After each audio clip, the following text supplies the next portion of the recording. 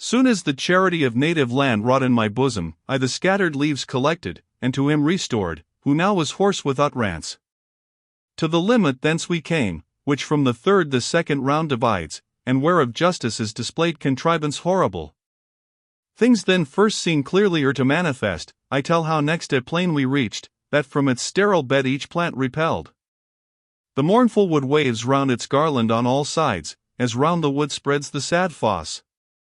There, on the very edge, our steps we stayed.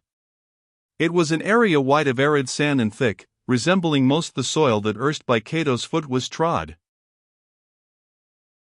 Vengeance of Heaven. Oh!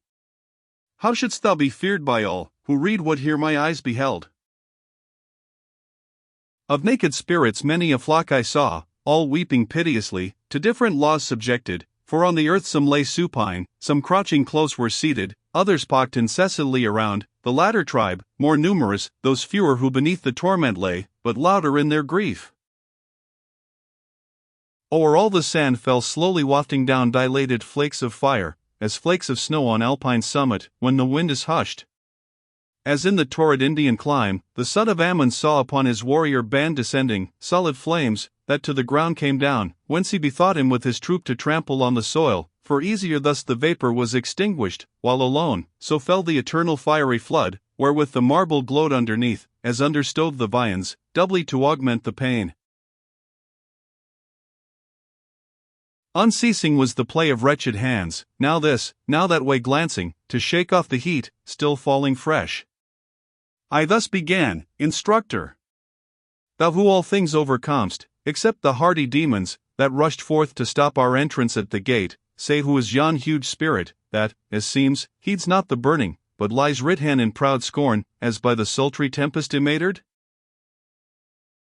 Straight he himself, who was aware I asked my guide of him, exclaimed, such as I was when living, dead such now I am.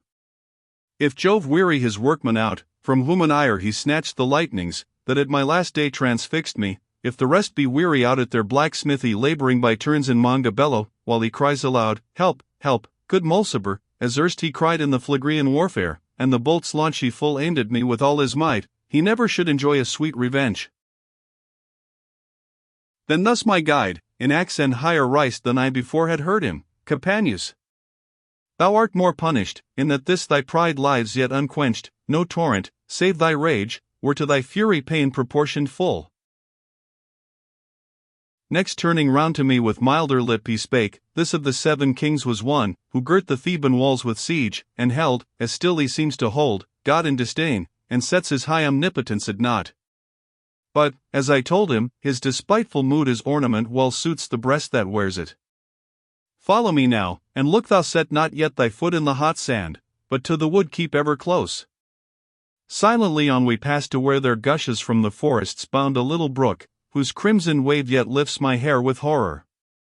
As the rill, that runs from Beulah came, to be portioned out among the sinful women, so ran this down through the sand, its bottom and each bank stone built, and either margin at its side, whereon I straight perceived our passage lay. Of all that I have shown thee, since that gate we entered first, whose threshold is to none denied, not else so worthy of regard, as is this river, has thine eye discerned, o'er which the flaming volley all is quenched. So spake my guide, and I am thence besought, that having given me appetite to know, the food he too would give, that hunger craved. In midst of ocean, forthwith he began, a desolate country lies, which Crete is named, under whose monarch in old times the world lived pure and chaste. A mountain rises there, called Ida, joyous once with leaves and streams, deserted now like a forbidden thing. It was the spot which Rhea, Saturn's spouse, chose for the secret cradle of her son, and better to conceal him, drown in shouts his infant cries. Within the mount, upright and ancient form there stands and huge, that turns his shoulders towards Damiata, and at Roma's in his mirror looks. Of finest gold his head is shapt, pure silver are the breast and arms, thence to the middle is of brass. And downward all beneath well-tempered steel, save the right foot of potter's clay, on which than on the other more erect he stands, each part except the gold, is rent throughout, and from the fissure tears to still, which join penetrate to that cave. They in their course thus far precipitated down the rock form Acheron, and Styx, and Phlegethon, then by this straitened channel passing hence beneath, e'en to the lowest depth of all, form their Cocytus, of whose lake, thyself shall see it, I here give thee no account. Then I to him, if from our world this sluice be thus derived, wherefore to us but now appears it at this edge?